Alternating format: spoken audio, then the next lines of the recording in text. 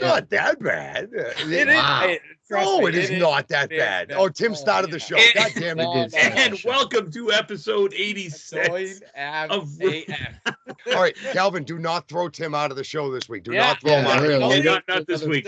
Welcome to episode 86 of Ripping the Rack podcast. We are the longest running weekly episodic podcast on regarding Candlepin Bowling. Whatever, I screwed this up, and who really gives a shit, because points don't matter and everything is made up. So right, exactly. So we're off to a kicking start here. Yeah. I'm your host of the show. I guess I'm the host. Who the hell knows? I started every week, so I guess that makes me the host. My name is Tim. With me today, I'm going to go in the wrestling ring today is Coastal Crusader, Mr. Brian Athern. What's going on, everybody? I hope you all had a wonderful weekend. My weekend sucked, and I don't like bowling anymore. I'll tell you some Brian stories in a minute. Let's see. From the north, we have Calvin Law. Calvin, how you doing, bud? Gentlemen, good night. Good. All right, we'll see you. All right, have a good evening. All right, have a good evening. And me off. We have our resident masshole, Mark Pins. Mark, how you doing, buddy? Not bad, boys. How we doing tonight? Doing. Yeah, doing. I'm hurt. I'm a hurting unit. I gotta be honest with you. You did it. When you smack your hands on the approach every day. I know that doesn't even hurt. I don't know. I this whole bowling 2 days, Saturday, Sunday tournament, things like that. My back is. I almost couldn't get out of bed this morning. It was like, oh my God, I'm getting old. We are getting no younger. Wow. So that's true. Yeah. But you made it onto the show tonight, and you look to be in a more sunny climate than the rest of us. So, just take your sun and enjoy it. It's definitely sunny. Somewhere. Yeah, somewhere. It is somewhere, not here. Welcome to it's freezing cold over here. Yeah. 2 degrees cold. I can't wait to be outside half the day tomorrow. That's working. Probably negative 800 for Calvin. I don't know what it is up there. It's too. It's at least 800. Yeah. It's 800 Kelvin. Yeah, there you go. Man. Yeah. We're smart tonight. Look out, folks. Look out. Except Calvin, that Calvin's a K, I believe. So I'm gonna start the show. 2 serious notes. One is extremely serious, and we mourn deeply passing of Dick O'Connell, 67 years old, passed away from COVID-related, I guess, issues. On January 5th. Dick was a Hall of Fame bowler, hell of a nice guy, and one of the best teammates I've ever had. I had the pleasure of bowling with Dick several years in the Worlds, 2003, 2004, 2005, I think. Maybe even a little longer than that. I don't know. I know it was like 2 or 3 years. That was that Maine Heat team you bowled on, right? It was Maine Heat right before we went over to USA East. Yep. You guys were USA East in 05. That was my first Worlds. And that's when you guys had added Sarge with Dickie O. Yeah. Well, you guys were USA East. We added Dickie O in 2003 when we were Maine Heat.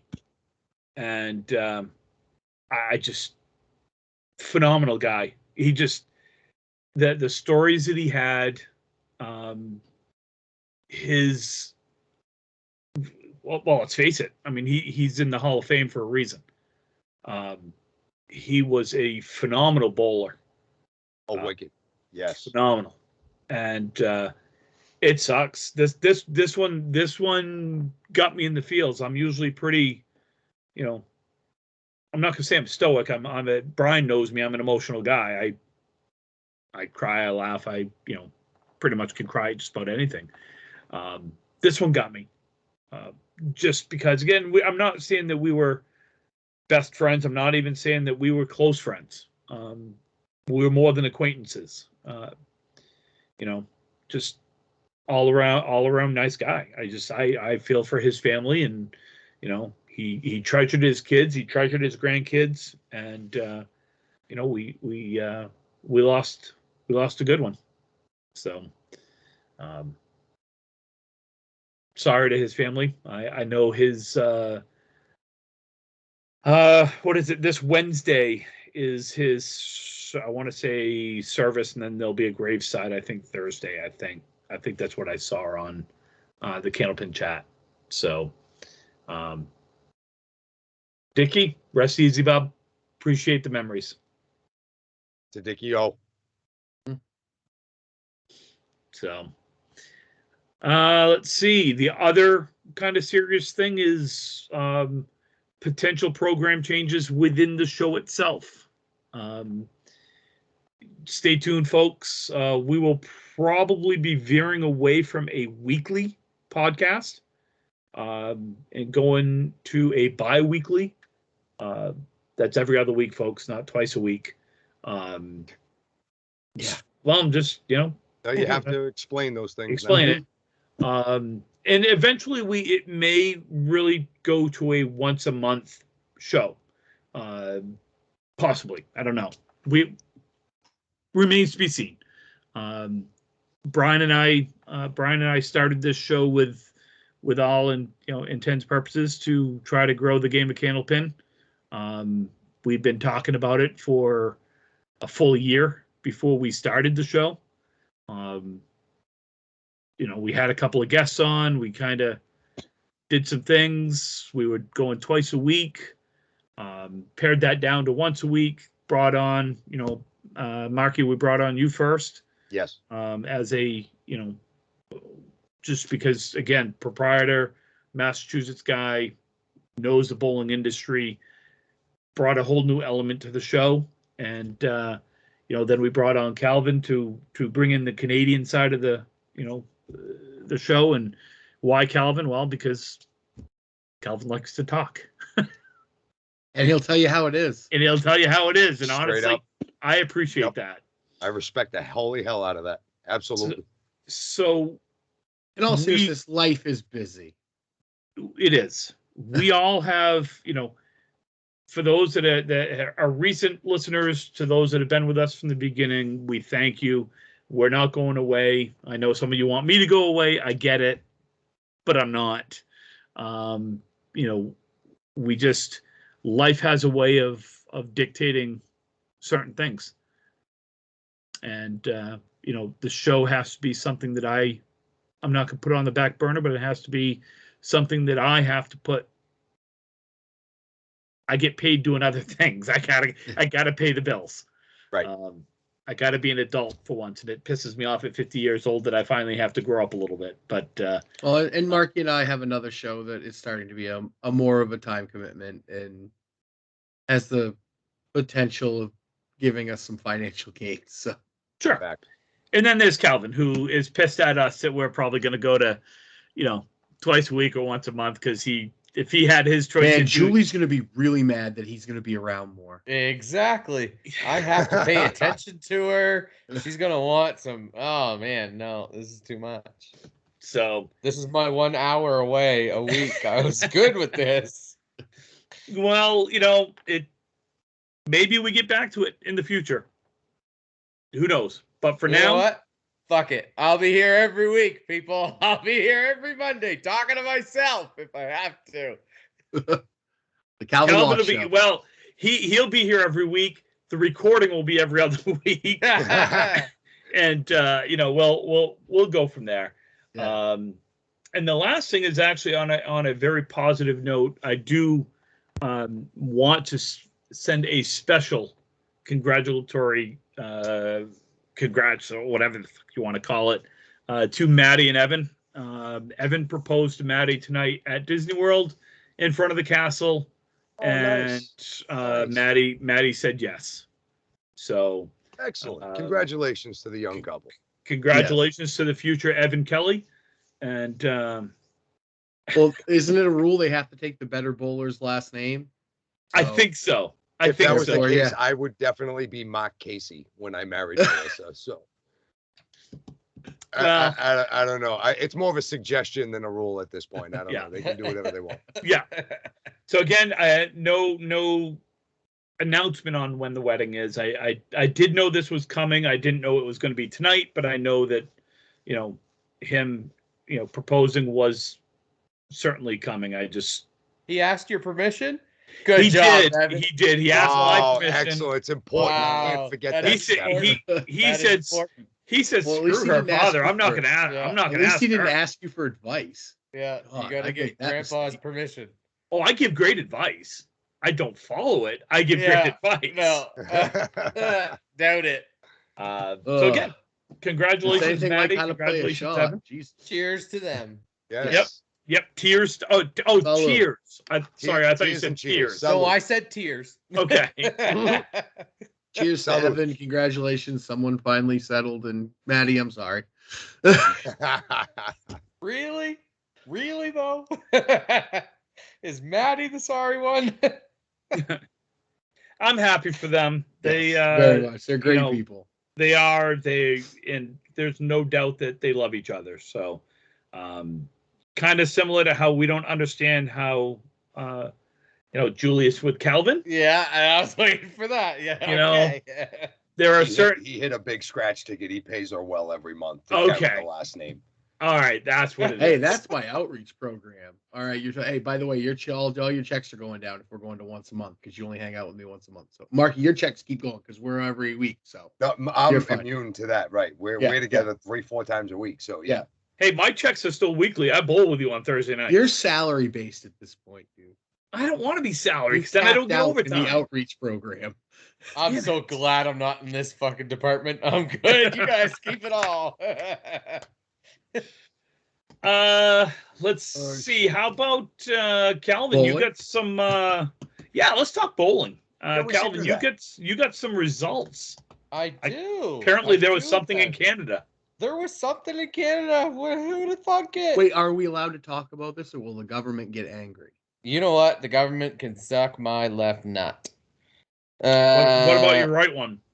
Well, that one's saved for That's a special reserved. someone. Yeah. The Prime Minister. The Prime Minister. Prime Minister. Yeah, the main honcho. We had a tournament in St. John. I honestly don't know the specifics. Didn't even know it was happening. I believe it was just a pick 4 people and go bowl. The winning team was Mr. Brad Stewart's team, who seems to be kind of dominating the St. John bowling nowadays. He's bowling well and winning. His team, I had it here saved up, but I seem to have lost it. His team consisted of Wayne Stewart, Julie Garnett, Doug Graves, and Brad Stewart himself. So congrats to them.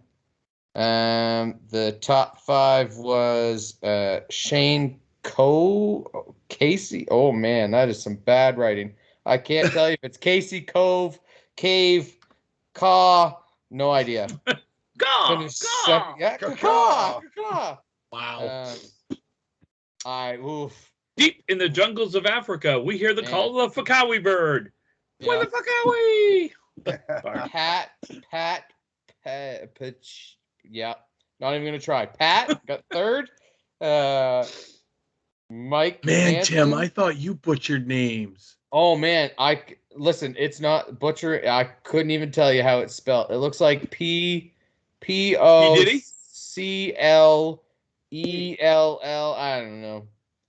I think he's reading off of a handwritten sheet that was a picture.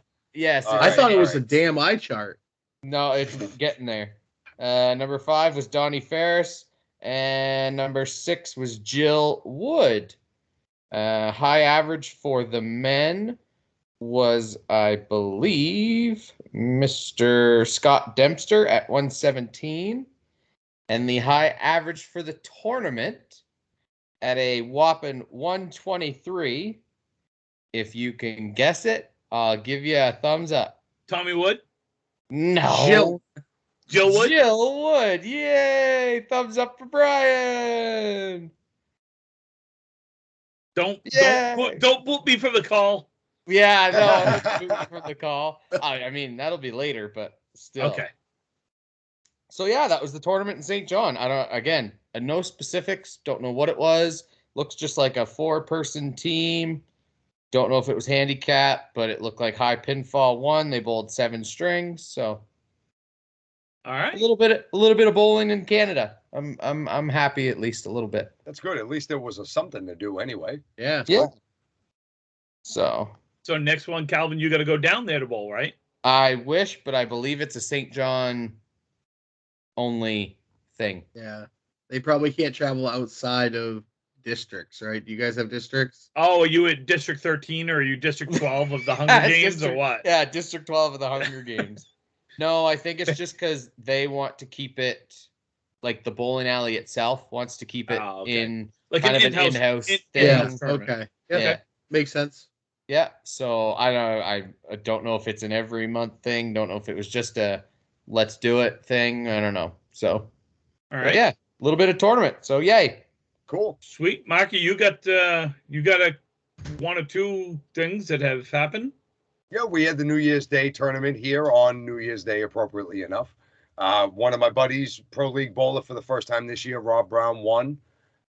Congratulations to him. He beat a couple really good bowlers in the room, Dean Sullivan, Brian Fuller Jr. There was a lot of iron in the room. Who was good then? What? I thought you said he beat a couple good bowlers. Oh, he did. Who? He did. He beat Dean Sullivan and he beat Brian Fuller Jr. I mean, that just totally went over his head. No, it really didn't, but I couldn't think of a way to. No, because I'm not doing that, because Fuller's on my Friday team, and I'm not knocking him on the show here. Oh, I will. Have you seen how he's bowled? You can. Dude, he's going to bust my balls all my Friday God. night. He has fallen so far out of the top 10. Like, he might be looking up at the top 100 at this point. Like, he's almost worse than you, Tim, and that's just bad. Let's not go that far. Well, I mean, I don't want to really damage his psyche. Wow.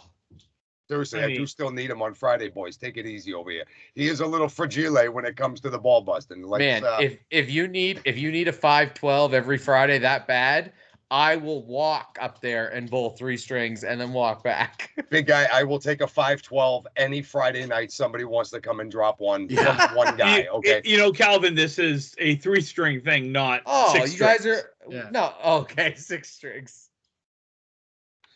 Okay, sorry. 3-12. So we had that. Is that better? And I'm just kidding. Dean and Brian. Well, at least Dean's a good bowler. Brian he's got potential. He could get there.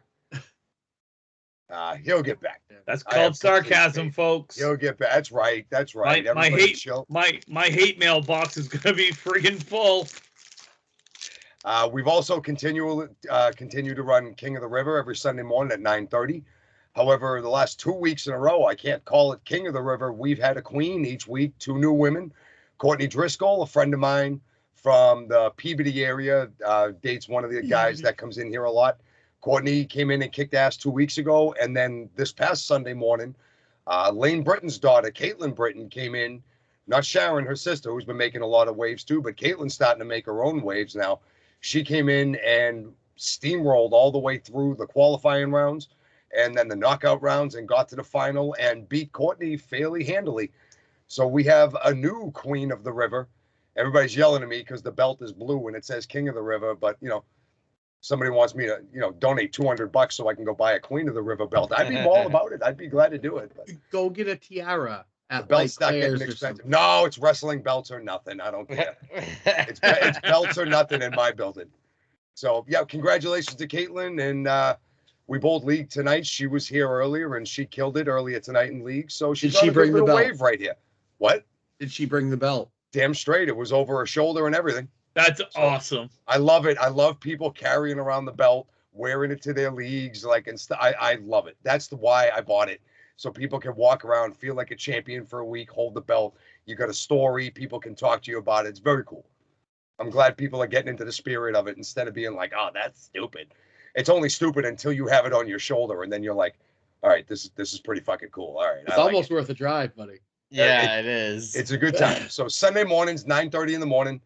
$30 for the tournament, side pools on the side. It is 100% handicap, and your average is scaled to a 140, and that's your handicap for the day, times 4 strings, of course. So, come on in.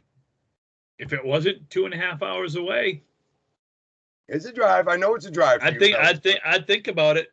Even with the handicap. Think if it of it wasn't this eight way. and a half hours away, I'd be there every weekend. Think of it this way, okay? Riverwalk Lanes is the closest house in Massachusetts to you, so I can't make it any easier. Well, that is true. That's true. I can't make it any easier. That is true. What if we gotta- wanted to bowl satellite out of Westport? We live streamed it. Yeah. Oh God, I'd have to no. scale your average to 180 to have a shot if you were going to bowl Yeah. in Westport. Yeah. Got a couple of results this way. I do not have results from Saturday's Pro Series. I want to thank Freshie for getting me the information. Oh wait, Good job, Fresh. How Good come job, you didn't bud. talk about the Pro Series? yeah. Let's see. I've got some. It was hard. I'm going to plug. All right, you want to talk about the Pro Series? I'm going to plug another one of my local guys. Justin Lyonnaise was on the winning team with Craig Holbrook and Lou Gonchana, who made it all the way to the finals and got it done. So I will say Craig dialed it back to 1992. Craig. Oh man, That's what three Justin string- was for saying. three Yeah. strings. He was like his final three unreal. strings was like 149, 159, 149. The dude was making everything. Oh, Yep. it was, but I And- mean, it wasn't not that he was making everything, but it wasn't that they were very many hard shots to make. Like he was dropping 8 and Oh, yeah. 9 every ball. Yeah. Like it was And- unreal. And I will tell you, they were not. This is going to sound weird. They were not going easy on Saturday. It wasn't. I really enjoy bowling at Exeter. Rob does a fucking phenomenal job up there with in the staff. They bust their ass, no breakdowns, everything The went place great. always runs good. And Always. you know, and there, it's just I love bowling there. It's one of my favorite houses. It is I think for the most part it's a fair house, but it was a quirky house on Saturday. It had a temper on Saturday. It had it did. Oh, it did. I mean I scored okay. I mean, look, I was 629. I was pretty pleased with that. It was the I don't know, third qualifying spot. Bobby Witt was number 1 and Surratt was number 2. But it was the weirdest 620 something. Like I had on lane 12, I did something I don't think I've ever done before. I told Calvin about it earlier. I threw 5 strikes in the string, no spares. Every strike was in the even box. So I threw a strike in the Oh, you second. went every other. Yep. Bullshit. Mm-hmm. 2, 1 4, out of 6, 2. 8, 10. And that's the hottest lane in the house, in my personal opinion.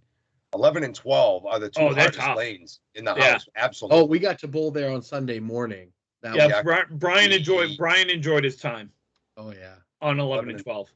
11 and 12 are not the easiest lanes in the place at all. Yeah. But no, Craig really, man, he looked like, again, he looked like 40-year-old Craig, not 60-year-old Craig. Yeah. Mhm. It was impressive. But we'll have results the next one. We'll talk about it and go from there. I do have results from the WNECA, the singles event at French King Bowling Center. This was, I believe, on Saturday. Andy, I guess this must be a handicapped event. I'm assuming. I think the Western New Englands are. Yeah. Okay. Yes, I believe it is handicapped. 3-string handicap events. A singles I event that think was only this one 3 was. string. It's weird. Andy Briggs, congratulations, 458. Steve Reno Jr. was second at 437. Lee Vareski, 435. Brianna, 431. Devin Griswold, 429. Tim Hessert, 428. Those were your folks that cashed. So, Good bowling, Timmy. Thank Attaboy, yeah. oh, sorry. Not you. No, Yeah, no, the other Timmy. They had 43 folks, so nice little gathering there. And I had one more result from somewhere, and I seem to have lost it. And I apologize to whoever had it. Oh, Mason's King of the Hill results from January 8th.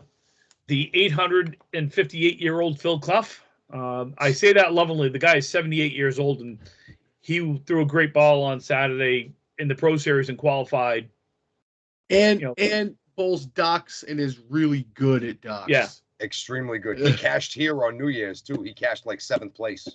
He's like he went to a national ducks tournament a couple years ago and was probably the oldest dude there. Yeah. Again, 78 years old. He's still up there, still bowling. So he qualified third. He defeated number 4, Jim Mazzafaro. Number 2, Paul Markey, then defeated Phil. And then Paul at number 2 faced the number 1 seed, Anthony Caron. Anthony then went on to bowl a 2-string match against the previous champion, Linda Brunette. And the note says she asked me not to publish her scores. So I'm gathering Anthony won that match. Anthony won that match. Yes. Okay. Congratulations, Anthony. Yep. See, upcoming. That is tough though. As a defending champ, you get in there and you only bowl 2 strings and you're cold against somebody that's bowled all day. You know, it is tough. Yeah. Now it's not easy. Now we're going back to our buy conversation where I was just thinking the same thing. It's tough for the worlds. You don't want to come in 3 strings cold. I'm of the mindset that I want the buy. You know who we should ask? Baker, because he's never missed a Saturday. So he's either had the buy or he's had to bowl to get there. So he would really be the person to ask about whether or not the buy is a good thing. Did they won when they won in 2016? I'm assuming they had the buy. I don't remember who I got don't the remember. buy. That was in Academy Lakeside. Lanes. Yeah. Academy No, that Lanes. Mark Lakeside, Strangeo's yeah. team got the buy on the right side that year. I don't When they remember won? who got the buy on the left. Yeah, so I will tell you, and look, you guys may think differently, and everybody's got their own opinion. Oh, for sure. I think the majority of people when they bowl, and again talking about the worlds and the buy, the majority of the people bowl all week for the buy. Well, they want the the buy. majority. I mean, it's also a nice extra $1,000 extra in your pocket as a team if you get the buy. Something like that. I mean, let's face it, I mean, we're that's not. a pretty cool thing too. You get to sleep in and it's extra money. I mean, let's face it, we all know that we're not there for the money. Right. We're not. Right. Well, With let's be brutally honest though with the buy. There are certain people who the buy is very bad for because it allows them to not behave Friday afternoon for an extended period of time. And then let's just say Saturday, they're not always tip-top shape when they wake up. That's Very for true. sure. That's very for sure. Yes. You're gonna name names. I'm not because it's not my business, but we all know the teams that have the guys that like to party, and perhaps the buy is not good for them because it allows them to party more than they're used to that week. I'm here to party. I know what you're saying, Brian. I want a party.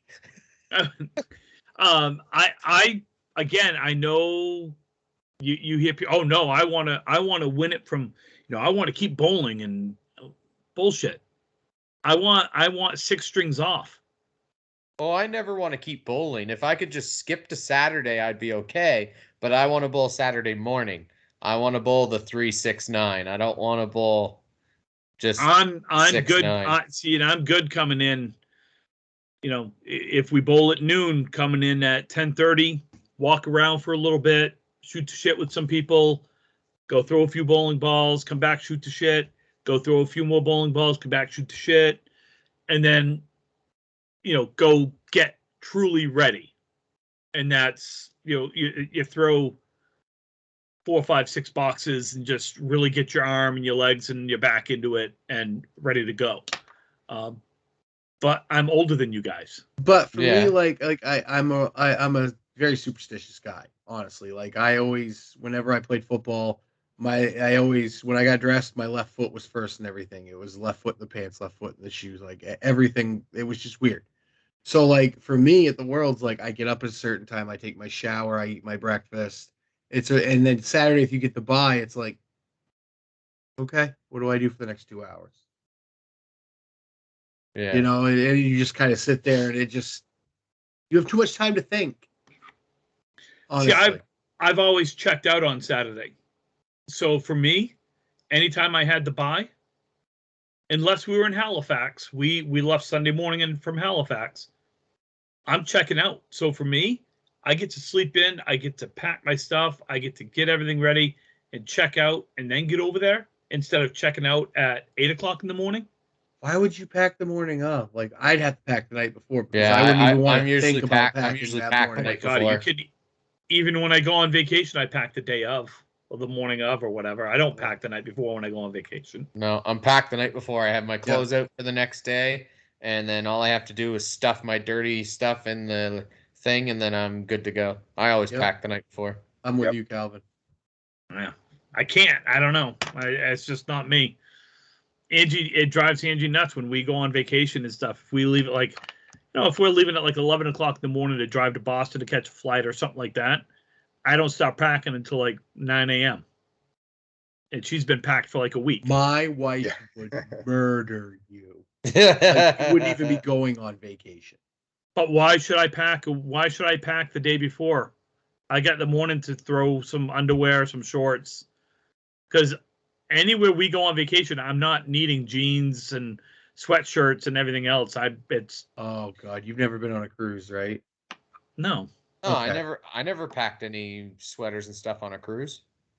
What do you do on formal dinner night? Don't go. I know lots of people that don't go to the formal dinner. I love formal dinner. And Angie, and I can tell you right now, when Angie and I go on a cruise, we won't go to the formal dinner. Oh, I love formal dinner, but I like wearing a tie and a shirt. What are you talking? Tie and shirt. I've seen people show up in like shorts and I hate that. Oh, nice little t-shirt. I'm like, shit out of me. And I will say this right now: as nice as Jordans are, if you wear them with dress pants, I will smack the shit out of you. See, I have no use for a tie. If I ever have to wear one again, it'll be it just the tie is the most useless. Absolutely not. You just don't coordinate it correctly with your outfit. It's got nothing to do with coordination. The tie is the most useless piece of garment anyone can ever put on their body. It serves no fucking purpose. Hear me other out. than using it to wipe my chin if I fucking have. Hear me out. What looks better? If you wear just a white shirt and a vest with no tie, you look like fucking Aladdin. The tie makes it look professional. Motherfucker said Aladdin. I don't like fucking McLovin from Superbad if you just have a vest with no tie. Dude, it's McLovin. I have no use. They're legit. Let me guess, Detective Sipowicz. You wear a short sleeve dress shirt that buttons up too. Nope. I don't. When was the last time you saw me in a dress shirt? Can't even say when we worked at Red Zone because you threw that fucking dress code out the door the minute you saw it. Oh my God, Marky, I had to mute them both. This is getting ridiculous. Oh my God, it's funny as hell to listen to. This is not a bowling show anymore. I'm losing my shit. These two bitching and moaning about a friggin' tie. Ladies and gentlemen, welcome to the Garment District. This is the most. We just wasted 12 minutes of a friggin' show of you guys talking about a stupid tie. But this is what Tim and I do on the car rides to bowling. we do. See, I brought it all back, asshole. We do have the scratch doubles Sunday, April 10th at CPL. That is a best 5 of 5 of. Wow, I put best 5 of 10. That'd be awesome. Best 5 of 7. Sweet. That is full. There's a wait list. Corrado Pani that had listed it on Candlepin chat. Calvin, we got questions. We got to get to some questions. Yeah, we got lots of questions. Oh, we got a ton of questions. Here we go. I've got one right here. No. This is a good answer. This person would like to know, what are your thoughts on slumps and what do you do to get out of them? Yes. Calvin. Is this my question? God, I'm glad I said this. Well, no. Yeah. Somebody fix me, please. No, I will pay good money. I've got your question next, Brian. Calvin, go ahead and start us off. If it's fucking I'll choke you to death.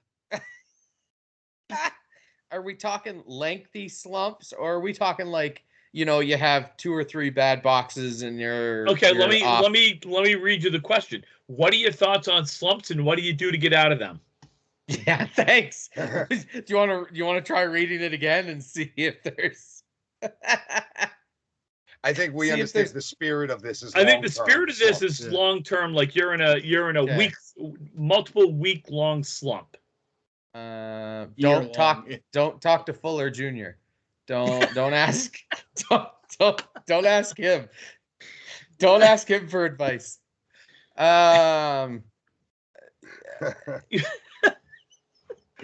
You motherfuckers, you know how much he's gonna yell at me on Friday Ah. because of all this bullshit. I hate Yeah. you Oh guys. God, my Snapchat is just gonna go ting, ting, ting, ting, ting, Yeah. ting tomorrow. Oh yeah, we're gonna get so many messages tomorrow. It's gonna be great. Brian, I can't wait to make fun Can of we you. It's answer okay. the damn question, please?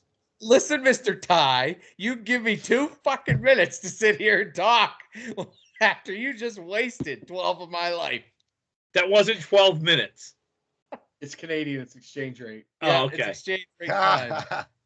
Well, I can answer the question. It would all Go for it. depend on what kind of dress pants, dress shirt, and a tie And you're tie fucking you're wearing. Yeah, exactly. Okay, Calvin, go ahead. I don't even know if there is a way to get out of a slump. I think you just kind of work your way out of it. You bowl until you finally just kind of like bowling. I don't find bowling is a slump sport. Like I find, You haven't seen Brian Bowl, have you? yeah, Jesus Christ, you're not making a very good case for me right now. I think I'm gonna put my bowl balls in the river. I thought they were going to go down 101 on Sunday. Brian, you should have done that 10 years ago, bud. I did. There's a set in the Kennebec. Oh, there you go. Actually, that's a whole other story. Oh, I almost did that in 2013. Oh man, There's a set in a Little Androscoggin too that are mine. yeah, mine almost went into the St. John River. It was a bad day. Anyway, so how do we get out of slump, boys? I don't know. The Okay, Marky. best thing that served me through the years is just bowling through it. You sit and I know that's like a cheap answer, but hear me out for 3 seconds. If you just sit and constantly think about how bad it's been, you really think it's going to get any better? You got to just keep going. You have to just keep throwing. You got to just keep swimming. You can't just put the balls down and say it's never going to get any better. You got to just keep putting them on the lane every Monday night, every Thursday night, whenever it is, and just keep bowling, because like it did when it went bad, the law of averages says that it will come back and get better. Although it's a lot easier for it to go bad than it is for it to go good. That's why we slump longer than we're kicking ass for. It helps you develop a little bit of mental kind of fortitude with it too. So just keep throwing the damn ball. Stop thinking about how bad yesterday was and look forward to tomorrow. And I mean, Brian? if you Oh, need sorry. to, yeah, it's all right. If you need to, like, move around a little, change a little something, change a little routine. Like, if you need to eat something different before you go to the lanes, or I don't know, do something, change something out of the normal. If you need to move yourself in a different spot. So if you're bowling 5th all this time and you're slumping, move yourself up to 3rd or 1st or something. Get a different feel for how you're throwing. Think of it just as worlds. If somebody's struggling, if somebody has like a 3-0 something, but they're like 120 average bowler, more than likely, if you're going up against, say, somebody like Lucky Strike, you're not going to take that 120 something bowler out. You're going to have them in the lineup, but maybe not keep them in the same spot. Maybe you move them up to 1st to give them just kind of a loosey-goosey kind of feel. So if you need to move something or do something, change something, maybe that helps. But it's just like that. I think you just need to keep throwing, and eventually you'll figure something out. Brian? I'm the living embodiment of this question. I have slumped for like 5-6 years. It's getting bad. You lose weight. Well, yours is a big weight change. So. It is, but there's a point in time where you just got to get comfortable with it. And I don't know, you move and I guess keep bowling through it. It'll come eventually, I guess. I honestly, I can't answer this question, Tim, because I'm going through it. Okay. I've And that's seen fair enough. And that's fair enough. I've seen people take video of themselves, like kind of set their phones up on Mhm. video and just record themselves just going and throwing a string. Maybe not in league because there's a little pressure, but go open bowl one day. Just kind of go to your local lanes and just kind of set up a phone on the score table or something like that. Hold it up. I don't care how you do it, but just get some video for yourself. It gives you some instant feedback right now. If there's nobody around to ask for help or watch me, you know, can you see if I'm doing anything wrong? If you don't have that partner to be able to go and bowl with, then set up a video, get some raw video of yourself. Do it week in and week out. Kind of compare the videos next to each other. Maybe you could pick apart your own, like, you know, mess ups or something. Maybe you started drifting to the right of the lane where you never did that before. Now your release is off and your finish is off. You might be able to figure those things out. Yes. all the above. But the one thing that I've always done when I've slumped is two things. Is one, I will take a week off. I'll get a sub. I won't bowl. I'll take some time away, reset myself, and then when I come back and I still remember the first time Brian heard he was bowling next to me, heard me singing.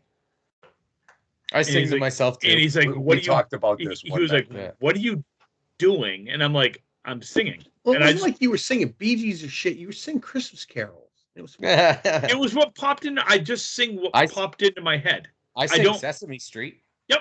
I'll sing the ABCs. What it does is it just gets your mind off from bowling, and I'm doing it as I'm bowling. It's not like I'm just sitting back, bebopping to myself. I used to actually throw a pair of headphones in, and I'd put my phone in my back pocket and have the cord come up through, and that was before the wonderful invention of Bluetooth. But yeah, change shit around. Move a couple of boards over. Come in from a different angle. Do something. Change it up. But if you don't have any confidence, nothing will work. Well, I know you gotta get rid of that.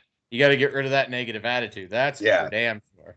Yes. You got to go into it with an open mind. Anytime you're going in to try to fix something that's wrong, you got to try to have an open mind about it, that it can get better if you let it. Yeah. Yeah, but there's no instant fix. Right. Like no, there's absolutely not. It's going to take time. So good question. I'm going to move on. I got one here, Calvin, and I know you got some as well. This is from our buddy, Ivan Drago.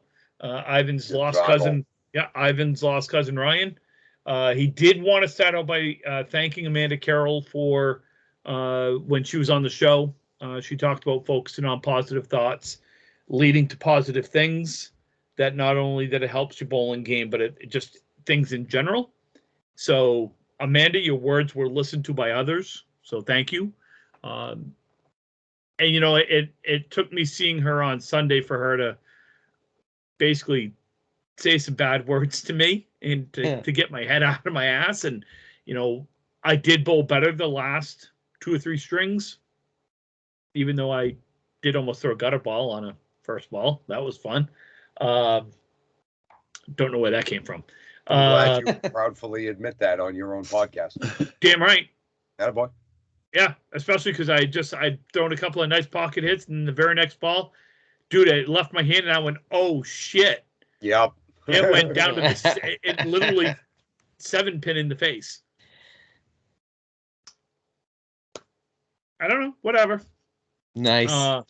So questions, this is along the lines of the slump question is, he just wants to know, have you ever been in a situation where you wanted to take a break from bowling for a while and, kind of like, how'd you work your way out of it type thing? And the answer is not only a yes, it's a hell yes. And I've done it. Work got in the way back in 2005, right when I was averaging 130. I was working a job where I worked 2 to 10. I couldn't bowl. I only bowled the Worlds. I did it for 2 years, and really struggled coming back. It was right in the prime, but that wasn't that I want to take a break, but just work in general. Brian and I have had this conversation. Brian, you want to address that one? Yeah, I'd love to take a break right now. Then do it. Honestly, no, Do literally, like I did. This weekend was very much like, do I like bowling anymore? And it's a work in progress. It's a love-hate relationship right now. Yeah, Brian struggled a little bit this weekend. It was one of those weekends where when you miss the head pin, you throw a bad ball. When you hit the head pin, it's the ugliest fucking shot you've ever seen in your life. So what's the point? Again, that takes us back to what Amanda was talking about, is trying, and I use the word trying to maintain a positive attitude, which can be very difficult when things are going poorly, I guess would be the word. That's a gentle way to put it, but yes. Yeah. Calvin, what do you got? No, go ahead. Damn, Skippy, I was the fucking dog sitting in the middle of the room this weekend that was on fire going, this is fine. This is fine. Well, Brian, at one point I was like, well, is he going to jump off the roof of this hotel? Do I need to call like someone? It was rough. Bowling's fun. Let's move on. Yeah, bowling is fun. Calvin, you got a? I've honestly never wanted. I have no choice in the matter now, but I've never wanted to take a break. I've wanted to cut down my bowling in the fact that I was bowling 2 nights a week, and I didn't really want to bowl 2 nights a week anymore because I wasn't having fun in one of my leagues. But other than that, no, I enjoy the competitiveness. I enjoy the everything, and I'll do it every week if I could right now. But I can't, so I shan't. Can't, so I shan't.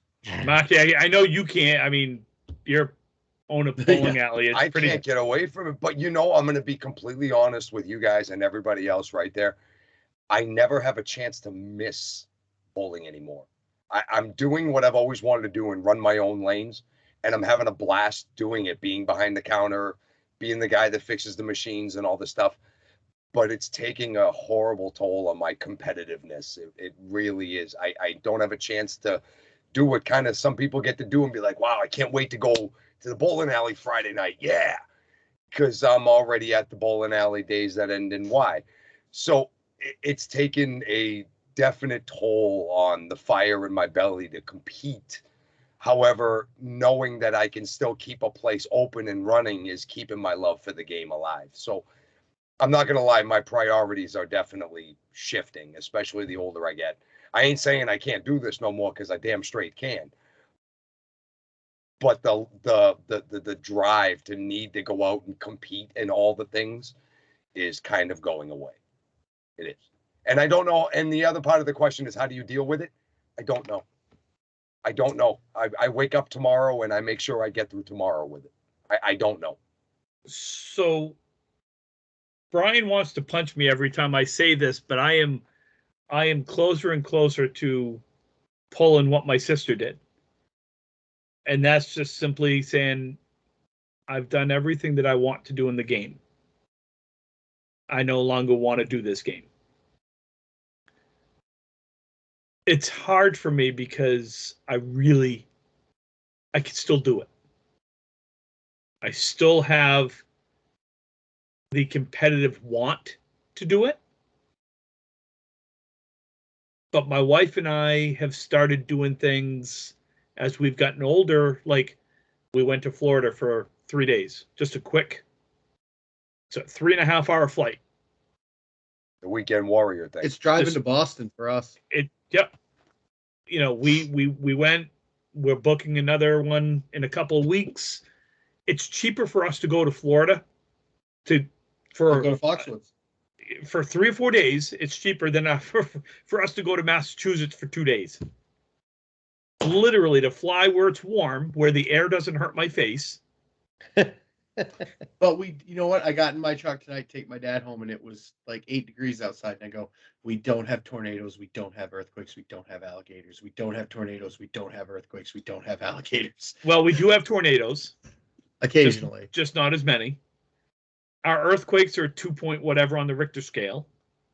But we have air that hurts our face. We have precipitation that comes down as snow that I have to shovel, and you don't have to shovel sunshine.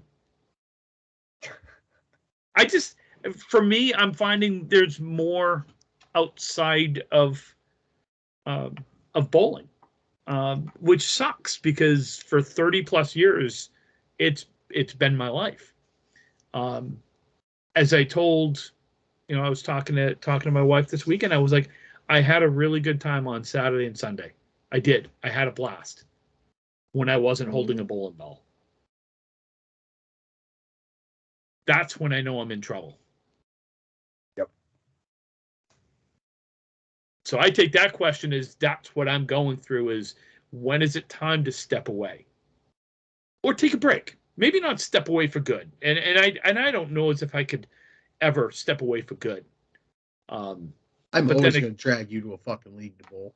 But then again, I've also been that type that if I don't have to bowl a league, if I could just bowl tournaments, not bowl a league, I would have done that in a heartbeat because I can't stand going every week to a league. I do it because I have to. Thanks a lot, douchebag. You know what I mean.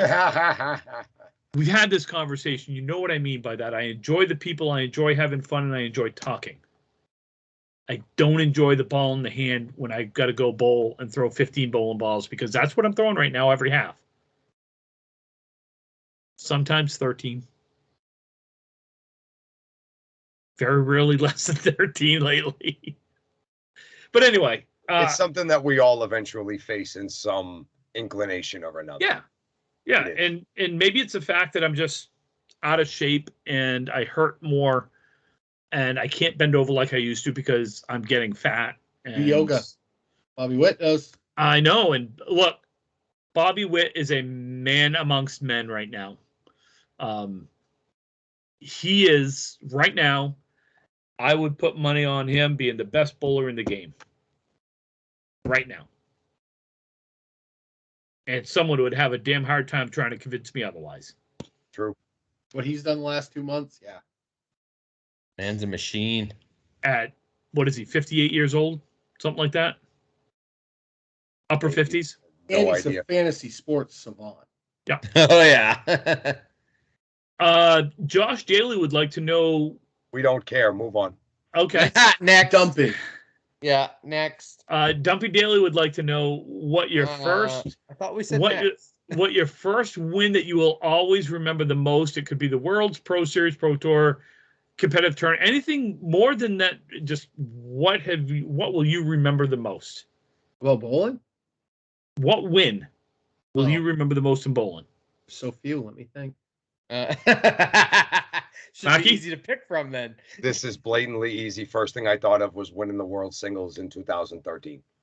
It'll always be my go-to. It'll be the biggest tournament I've ever won in my entire life. Calvin? Mine would be my provincial singles win in 2010. And simply for the fact of the shot that I made to win it, I cut the 410 over to win it. So, yeah. Damn. Yeah, so that would be and it was the 10th box. It was my 4 or 5 pins. He had an 8-pin break with wood. I threw almost the exact same ball, left the 410. He made his, and I needed to make the 410 to win, and I cut it over. So, yeah, that'll be the that'll be a one. good memory insane. right there. She's a memory. Yeah. Brian? Honestly, I think it was the 2020 handicap singles because I was not bowling good at that time.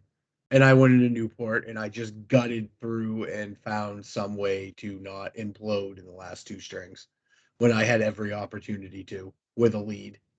And yeah, it's been a struggle bus for a while, but at least that day I was able to get through it. And you bowled well. I was there that day. You threw it. I had multiple times to implode though in halves and found a way not to. Yeah, but that's what I mean. You threw a good ball when it mattered, and that's important. I'm probably gonna say the 2001 Worlds when we won as a team. I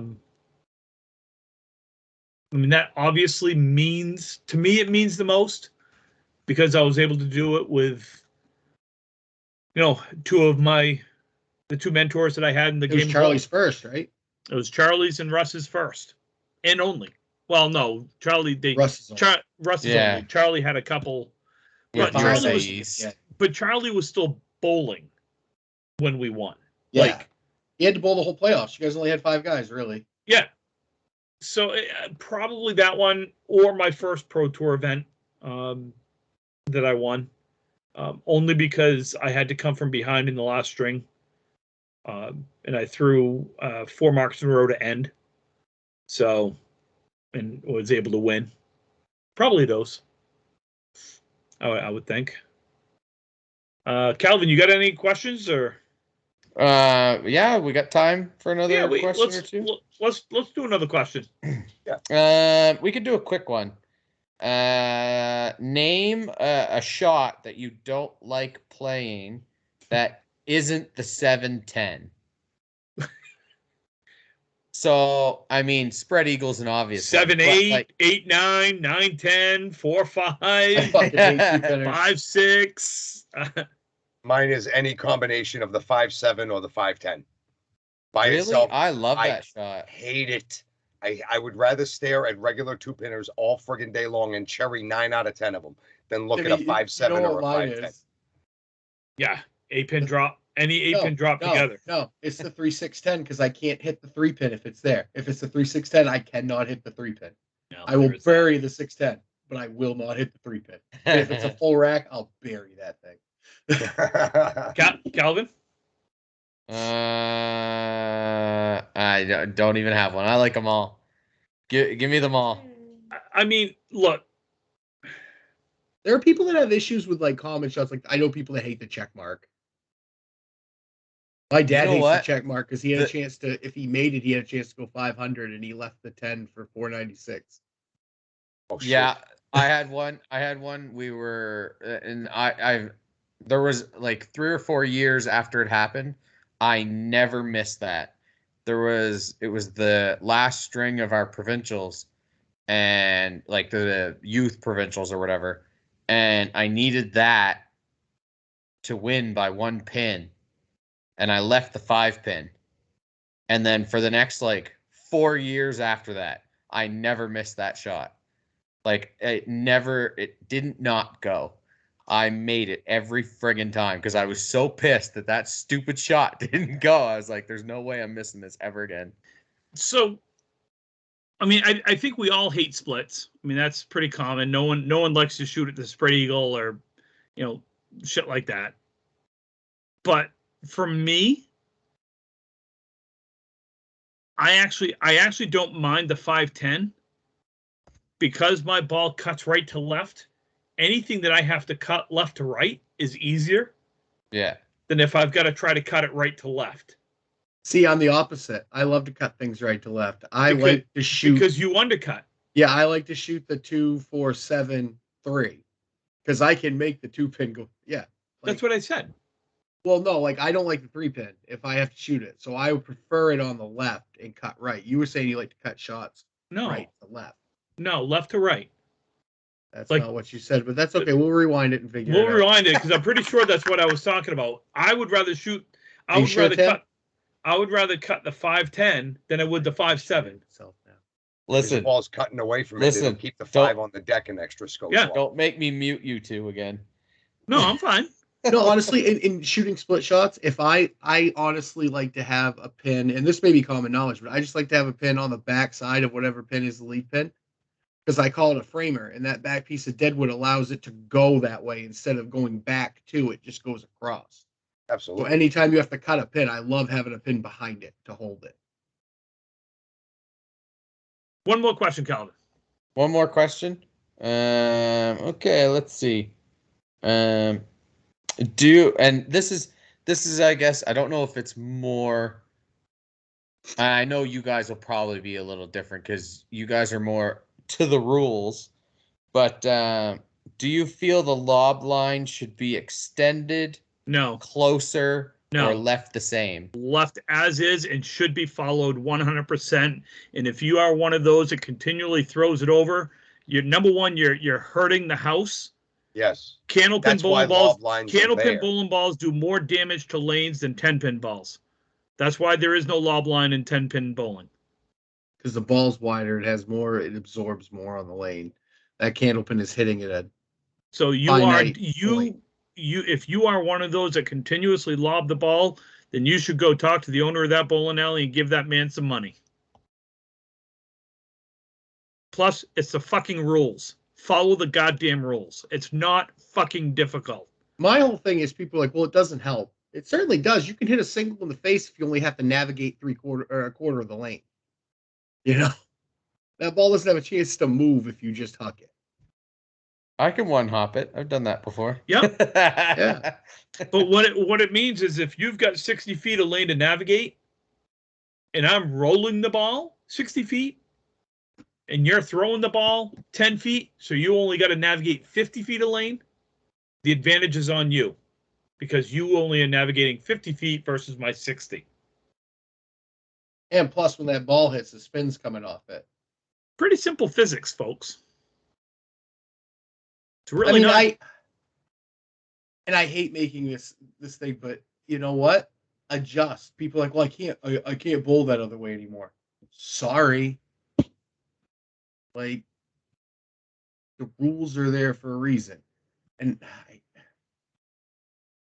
I don't know. Mikey owns a bowling alley. That's a hard line to walk when someone's like, well, medically, I can't do that. It hurts to lay the ball down. Bullshit. Then back up. Right. Stop bowling. 2 steps. Yeah. I'm sorry. Lob lines are on lanes, not just to promote rolling the ball, even though this is a game where we roll a ball. Lob lines are on a lane because a lot of times wooden lanes are made of 2 separate kinds of wood, one of them being softer than the other one. Usually the back end of a lane is made out of pine. Front end is made out of rock maple. There's a reason why a front end is made out of rock maple. It takes the beating a whole lot better behind the lob line, the first 10, 14 feet. Go check your local bowling center. You'll see the lane, the wood mix and intermesh around the arrows, maybe a little further up. But you'll definitely notice that if you drop a ball about 40, 50 feet down a lane, it will make a completely different sound on that wood than it will make on the wood in front of the lob line, i.e. coming back towards the approach. There is a damn reason. And yes, some of it is competitive to force you to roll a ball, and the other one is to protect the investment that is in the bowling alley in and of itself. I never knew about balls. Right.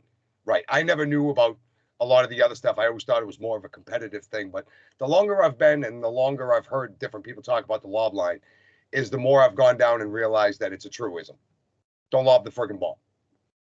Just don't. If you can't roll the ball without keeping it behind the lob line, back up 2 steps on the approach and throw the ball the same way.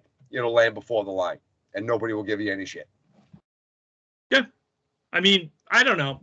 To me, it's just pretty damn simple. Stay behind the line when you bowl, with your feet, and stay behind the lob line with your ball. After that, I honestly don't really give 2 shits about rolling wood. My 3-year-old can do it. Colin stays behind the line, and yeah, he chest passes the ball, but it stays behind the lob line. Granted, he's 3 and he probably couldn't get it there, but Yeah. He stays behind the line, damn it.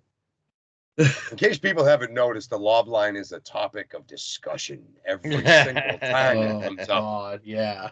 And people who say they get rid of it are obviously people who've never had to take care and maintain of a bowling alley.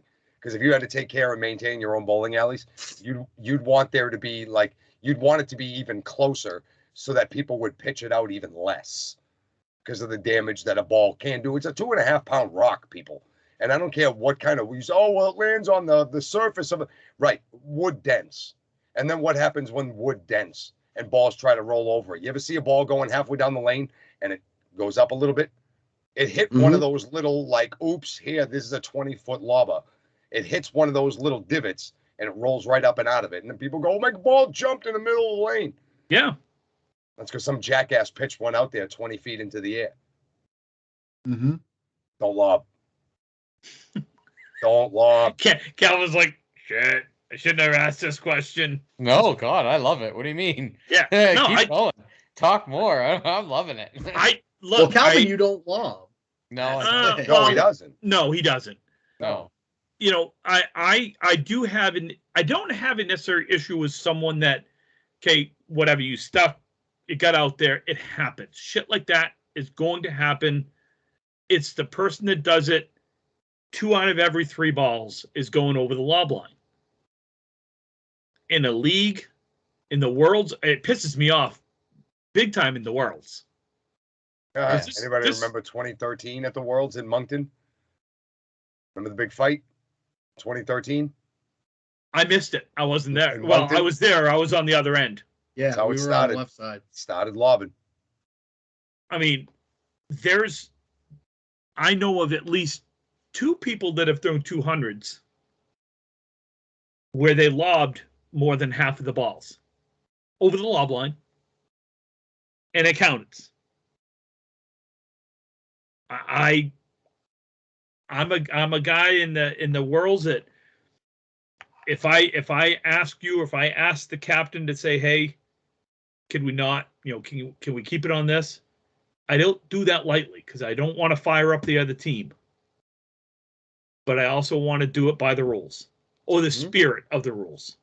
Right. And there are particular people that get the ball out there, but they know where the line is. And a lot of them they get right to there. Walt Bowden is a great example of that. When Walt was bowling, he would get it right to the lob line. Not over. Walt didn't lob, but he got it to the line. It's fine. Yeah, exactly. I have no problem with that. Like, Yep. Walt was one of those guys. He's like, okay, I'm only going to navigate as much lane as I absolutely have to. That's that old school way, but Yeah, keep it behind the line. exactly. Yeah. All right, folks. On that note, that's a good one to end on. We are going to go to every other week, I believe. Is that what we're doing, gentlemen? Keep an eye on our Facebook page, and we will update you on our next plans coming up shortly. Thank you, Brian. Thank you. You can send all questions, comments, and concerns to rippingtherackpodcast@gmail.com. You can find us on Facebook. You can find us on Twitter. You can find us on Instagram, even though we do a really, really poor job of posting. And that's not on anyone other than Terrible. all of us that have access to our Instagram page. We suck at Instagram. You can find everything on Ripping the Rack Podcast. Brian, where else can they hear us or see us? Well, Tim, they can hear us on Google Podcasts, Anchor, Breaker, iTunes, Spotify, iHeartRadio, and wherever else you listen to your Google Podcast things. And Big Booty Brian on OnlyFans. No, I got shut down. I had to take time out. Apparently, the butt plugs became way too much for him. They thought I was a bot. I was getting followers too quickly. Yeah, right. The butt plug bot. But All right. That's on that note, peace out, BP folks. BP fans.